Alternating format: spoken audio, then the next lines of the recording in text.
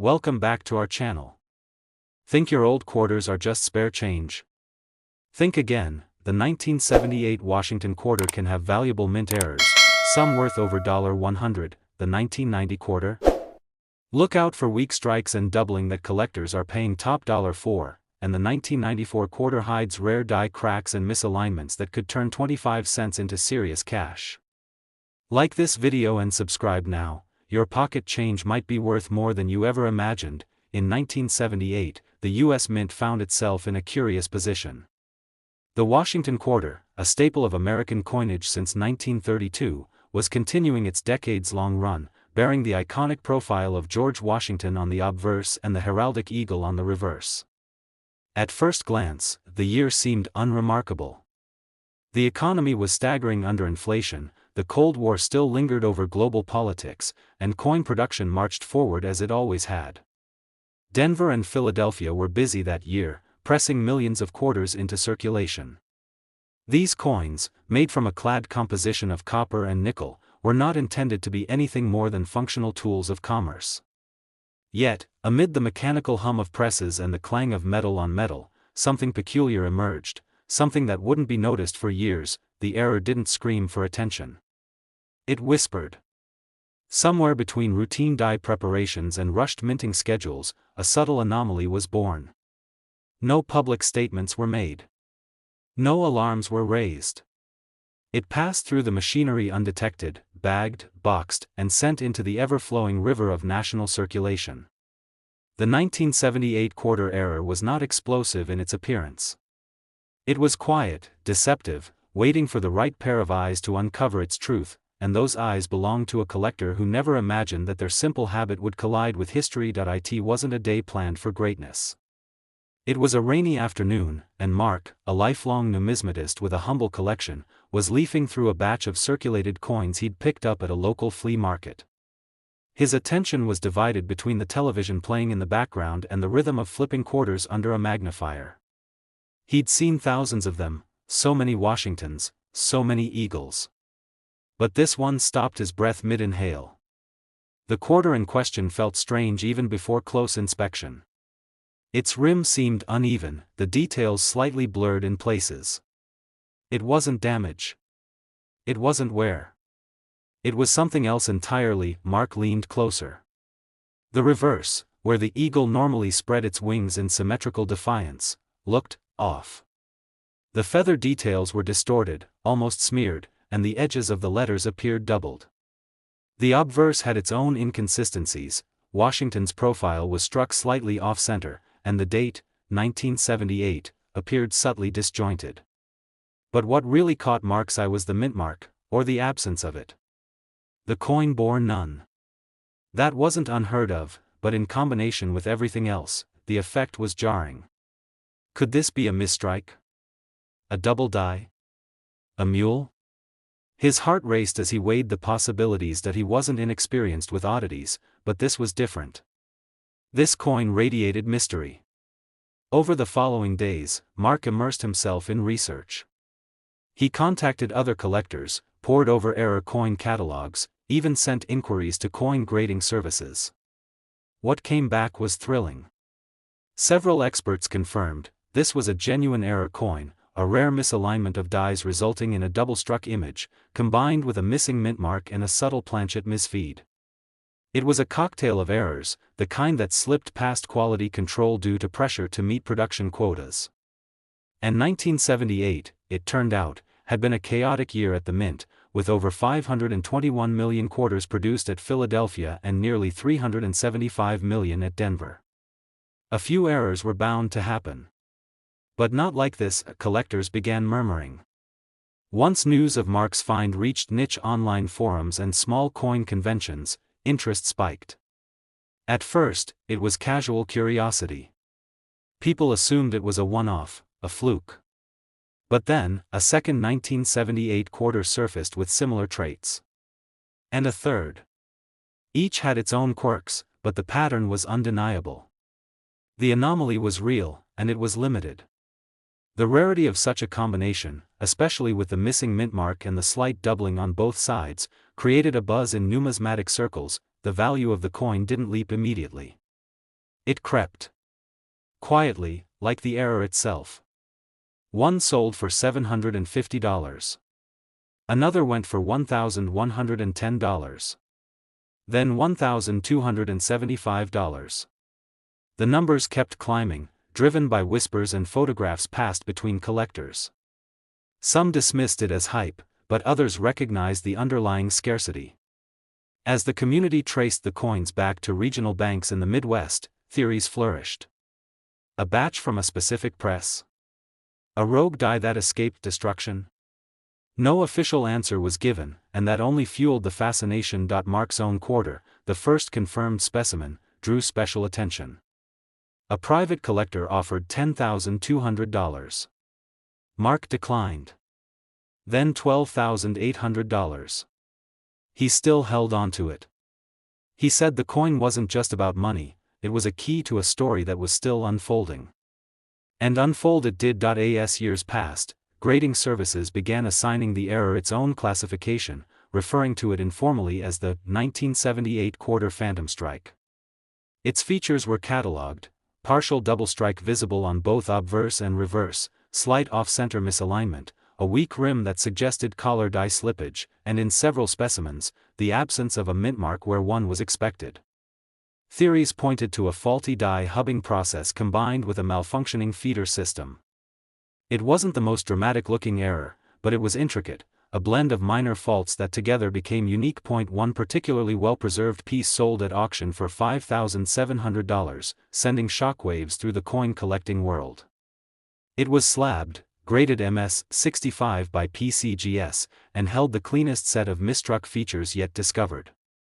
But this wasn't the peak. The market had only begun to understand what it was dealing with. Some began speculating that a rogue employee at the mint might have intentionally let these errors through, though no evidence ever surfaced. Still, the idea that such a rare and specific combination of flaws had occurred naturally made it all the more enticing. The price charts reflected this growing obsession. A coin that had once been worth 25 cents was now being appraised in the thousands, especially those with clear doubling on the eagle's wings and distorted legends around the rim. But the twist hadn't arrived. It came with a discovery buried in a long-forgotten mint report, unearthed by a numismatic historian who had been chasing the origins of the 1978 error for years. In the pages of a quality control log dated February of that year was an entry: batch #347B, reverse die miscalibration suspected. Operator override. Press reset without die replacement. That entry, short and easily missed, revealed that a known issue had occurred, and had been overridden by a machine operator in the interest of meeting daily output targets. The override allowed a flawed die to keep striking quarters for hours before being swapped out. That single decision, made in the moment, had created a brief window in which flawed coins poured out unchecked. The mint's oversight, and its silence, meant the error went unpublicized. No recalls, no acknowledgments, no warnings. The flawed quarters were simply dumped into circulation. The revelation sent a ripple through the collector community. The Phantom Strike wasn't just a mechanical accident, it was the result of a very human decision. And it had a timestamp. Batch #347B. That one clue turned everything. Suddenly, collectors began trying to trace the batch's distribution. Rolls of 1978 quarters from original bank boxes became treasure chests. The prices soared. A coin with the faintest signs of the error now fetched hundreds. Premium examples touched $8,000, then $10,000. Mark's coin, once quietly discovered on a rainy day, was reappraised at a staggering $12,500. And he still refused to sell. The physical characteristics, while subtle to the untrained eye, became the stuff of lore. The stretched legends on the reverse, where United States of America appeared pulled and slightly ghosted. The misaligned eagle talons. The off-center bust of Washington that gave the illusion of movement. The missing mint mark that suggested a planchet from Philadelphia, though some experts argued it might be the result of a clogged die or even a misused die from a different mint facility altogether.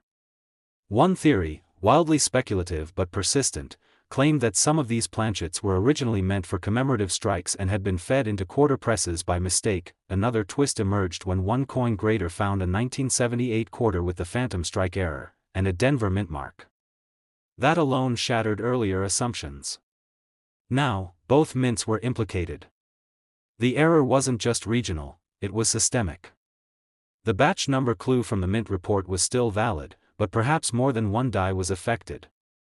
Perhaps the mint had quietly adjusted and corrected the issue without full disclosure, hoping no one would notice, but someone had. And now, everyone was noticing. By 2023, the error was one of the most talked about topics in online coin groups. Younger collectors, drawn by stories of rare finds in pocket change, began searching 1978 quarters obsessively. Some found nothing. Others discovered faint signs, minor doubling, light distortions, but true phantom strikes remained elusive. Estimates placed the total number of surviving examples under 200, with fewer than 30 in near-mint condition. The market was volatile. Prices dipped and rose. In 1990, the rhythm of the U.S. Mint remained steady, pumping millions of coins into circulation to feed an economy on the brink of technological revolution. The Washington quarter continued its long-standing run, proudly bearing George Washington's profile on the obverse and the classic eagle on the reverse. It was a coin most Americans barely noticed anymore, passed along in vending machines, parking meters, and grocery store lines. Yet within the mountain of 1990 issued quarters, struck in vast quantities at both the Philadelphia and Denver mints, something anomalous occurred. Not a mistake made in haste, but rather one that tiptoed into existence, unnoticed even by those who handled the very dies. The coin wasn't miscolored or misshapen. It didn't bear obvious scars. It blended perfectly among its brothers and sisters, content to go unnoticed, until chance placed it in the hands of someone willing to see beyond the surface. Miles, a part-time collector and full-time teacher from North Carolina, had picked up coin collecting as a quiet retreat from a chaotic life. He had no dreams of wealth or discovery, only the satisfaction of patterns, mint marks, and metal. On a spring morning, while browsing a tray of assorted coins at a rural flea market, his fingers hovered over a worn cloth pouch. The seller didn't know much, only that it contained old change from a retired uncle's drawer. The pouch was offered for $5. Miles accepted without much thought. Later, seated at his kitchen table under a soft yellow light, he sifted through the mix, pennies from the 70s, dimes darkened with age, nickels worn smooth. And quarters. Several from the 80s and early 90s. One of them felt slightly different. Its edges were smoother, but not worn down. Its surface shimmered oddly, reflecting light in a fragmented, distorted way. He flipped it over. Then back. And stopped. The eagle on the reverse looked stretched.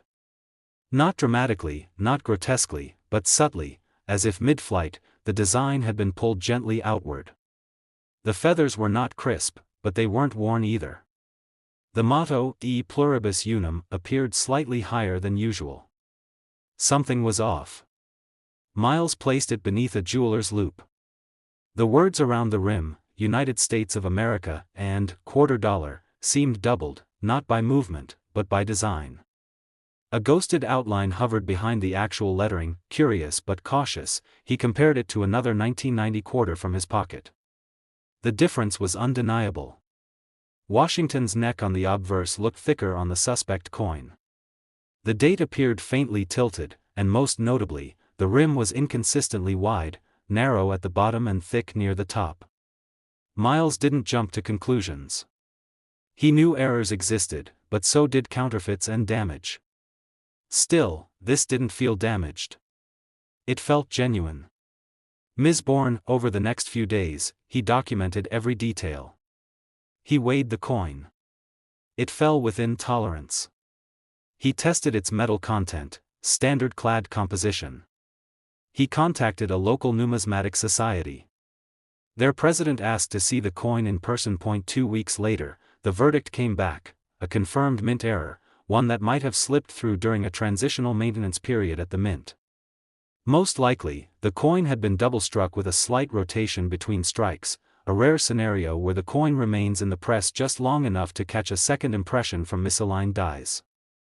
The error had created what collectors call a rotated double strike, and the effect was ghost-like, hence some would later call it the phantom echo quarter. More inquiries followed.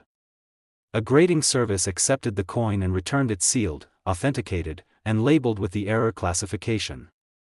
Grade, MS-64. The buzz began slowly. A few forum posts. Some curious messages from other collectors. One offered $10,600. Then $10,200.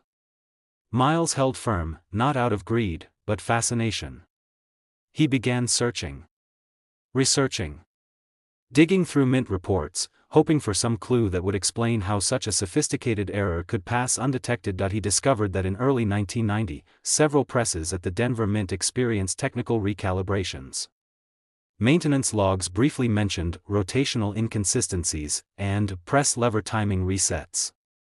No specific mention of error batches, no warnings issued. Yet these vague notes hinted at a window, days, perhaps hours, when quarters might have been double-struck with rotation but never removed from the line. An error born not from catastrophe, but from subtle miscalibration, and soon, Miles learned he was not alone. Other collectors began reporting similar finds. A handful of 1990 quarters, scattered across different states, with matching characteristics, doubled reverse legends, warped eagles, off-centered strikes with consistent tilt angles. The rarity became clear. These weren't common strike errors. They stemmed from a brief, specific mechanical issue, likely affecting one press, one batch, for a very limited time. Numismatic circles dubbed them echo strikes. Estimates suggested perhaps only 200 to 300 were ever minted, and of those, fewer than 50 likely survived circulation in collectible condition. Their allure wasn't just in the rarity, but the elegance of the error. The design hadn't been obliterated or disfigured, it had been echoed, almost artistically, by precision gone slightly awry. Auction houses took notice. The first public sale of a graded echo strike 1990 quarter drew widespread attention. Starting at $12,000, the bidding climbed over 6 days. Final hammer $7,500. The coin, graded MS-63, became a benchmark. Another surfaced 2 months later, fetching $9,100. Then a third appeared, with clearer strike details and an exceptionally crisp obverse. This one shattered expectations, closing at $14,400. Miles still held his original. Not once did he consider selling it, even as offers came and went. He had become something of an ambassador for the error, frequently attending coin shows with his Echo Strike quarter sealed in a hard case, happily retelling the story of the $5 pouch and the overlooked miracle within. But the narrative still held one final turn. An independent researcher, delving through declassified mint quality assurance documents, discovered a deeper pattern. In 1990, experimental press software had been briefly tested at the Denver facility, intended to optimize die alignment timings. The code, it turns out, had a flaw. Under specific temperatures, it introduced slight rotational delays between die strikes. The experiment was scrapped after 2 days and never publicly reported. But those 2 days aligned with the approximate period from which all known Echo Strike quarters trace their origin. A software glitch, not hardware failure, had given rise to one of the decade's most elegantly subtle minting errors. The realization reframed the error entirely. This wasn't merely mechanical mishap, it was digital interference. The first of its kind from a still nascent era of computerized minting. That uniqueness injected new life into the market. Echo Strike 1990 quarters were no longer just rare, they were transitional artifacts. The collision point between analog minting and emerging automation. In response, values began climbing again. A near-pristine specimen, graded MS-65 with clean doubling and no post-mint damage, was listed privately at $32,000. It sold within days. Rumors swirled of one sealed Echo Strike, flawless and untouched, offered at a staggering $110,000 by a private European collector. Whether the sale closed or not remained unknown. But the listing alone set a new ceiling for value expectations. Miles, for his part, still has his original coin. It rests in a case on his bookshelf, flanked by worn Jefferson nickels and a few steel pennies. He says he keeps it not for its worth, but because it reminds him how easily history slips past us, unnoticed, hidden in the ordinary. And what was once a $5 afterthought now stands as a symbol of patience, perception, and precision gone ever so slightly wrong. The 1990 US $quarter coin, when bearing the echo strike error, defined by its rotated double strike, ghosted text, warped eagle, and unmatched origin story, has grown into one of the most prized and mysterious minting errors of its generation. Today, depending on condition and clarity, its value ranges between $42,000 and $110,000. The year 1994 was not marked by upheaval at the U.S. Mint. The presses ran as they had for decades, clinking and humming with mechanical precision, pressing out quarters by the hundreds of millions. The Washington quarter, which had become as American as the figure it bore, showed no signs of being phased out. At both the Philadelphia and Denver mints, the machines stamped coin after coin, copper-nickel-clad discs churned out with routine efficiency. No grand change in design, no commemorative switch, just standard circulation. And yet, hidden among the sea of quarters released that year, something slipped through, so faint, so expertly disguised by its own normality that it would take a decade before anyone noticed what had happened. That it began, as these stories often do, not with fanfare or headlines, but with quiet observation. Janice, a retired postal worker and hobbyist coin collector from Oregon, had developed the habit of checking change each week. It was her small ritual, a way to stay sharp, stay curious. She wasn't after gold or ancient rarities, but oddities. Patterns that broke. Coins that whispered instead of shouted. The quarter she noticed had something she couldn't place at first. It came from a customer's payment, just another 25 cents. But as she held it under the light at her kitchen counter that evening, something felt off. The surface shimmered in a strange, inconsistent way. The rim looked flattened in places, and the profile of Washington, though familiar, seemed slightly shallower than normal. It didn't appear worn, just light. As if it hadn't fully emerged from the planchet. She flipped it and froze. The eagle on the reverse lacked definition.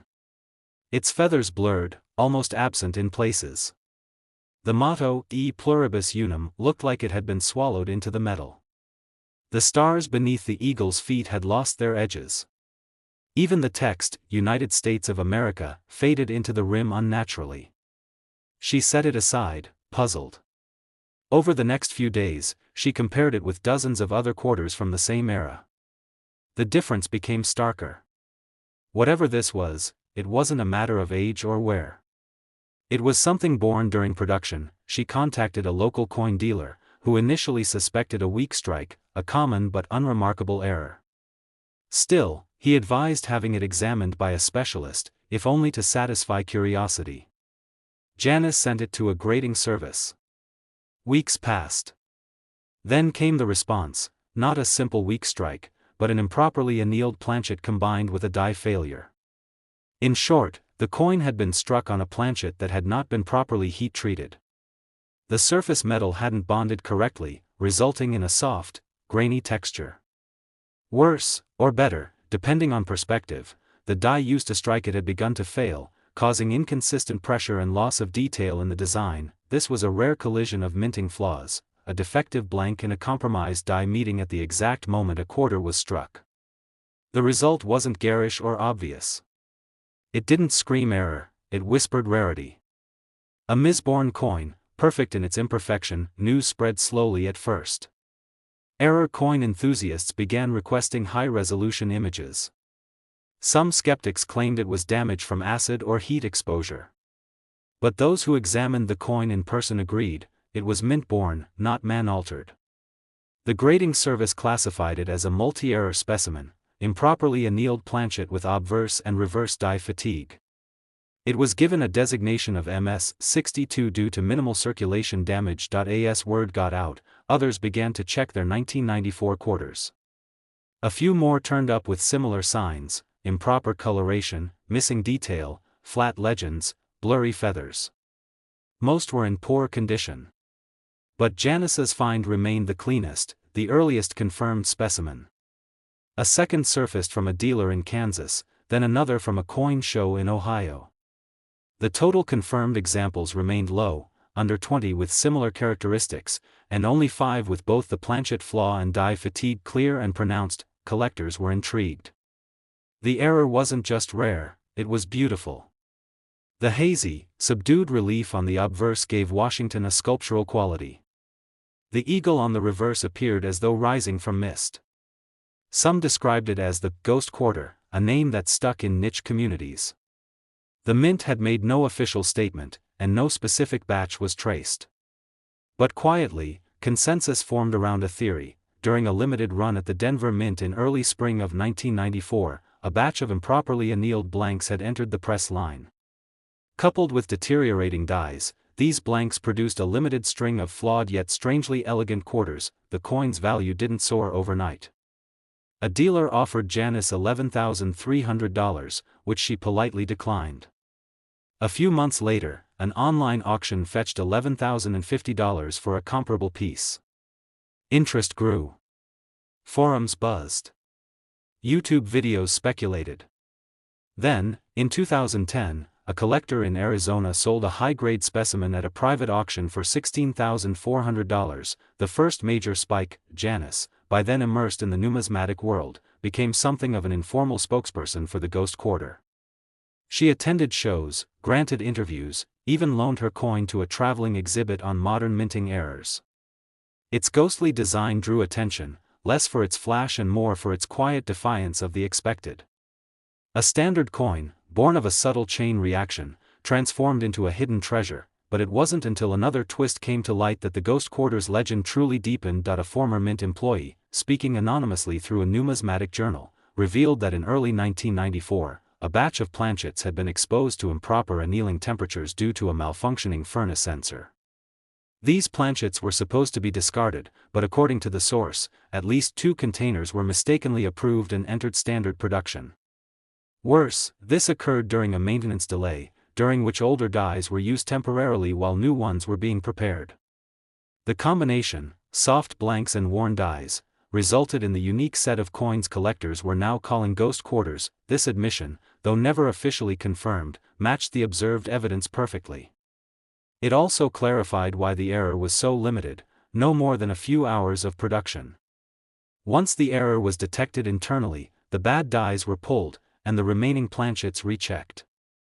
But by then, some of the coins had already shipped out in general circulation bags. The revelation reignited interest. Collectors who had once dismissed the coin now scrambled to find specimens. Coin grading services created a specific error designation for it. Those with examples in high grade saw offers triple in a matter of months. One coin, nearly flawless, with clear planchet irregularities and minimal wear, sold at auction for $22,000. Another, less clean but visibly unique, fetched $13,800. But these were just precursors. In 2022, an MS-64 example with textbook error features and confirmed Denver origin shattered records at an East Coast auction. Final bid, $35,500. And the escalation didn't stop. The combination of its artistic flaw, limited number, and confirmed mint story gave the coin a near-mythic status. Janice still keeps her original Ghost Quarter in a sealed, foam-cushioned case inside a fireproof safe. She has declined all offers, the highest being $62,000 from a private collector. She's often asked why she won't sell. Her answer is simple: it's a piece of time. A moment the machine slipped, and the result was poetry. Collectors continue to hunt them, hoping to find one hidden among rolls of change or dusty jars from forgotten drawers. But the odds are slim. Most Ghost Quarters have vanished into private collections. Some likely remain undetected, still being spent unknowingly on candy or coffee. Yet those who understand what to look for, the faded features, the dreamy surfaces, the off-rim text, they know that within the monotony of 1994's coinage, a handful of whispers remain. Today, the 1994 US $quarter coin bearing the Ghost Quarter error, defined by its improperly annealed planchet, worn die strike, faded eagle, and flattened legends, holds a commanding place in the world of minting errors. Depending on grade, condition, and clarity of features, its value now ranges between $35,000 and $98,000.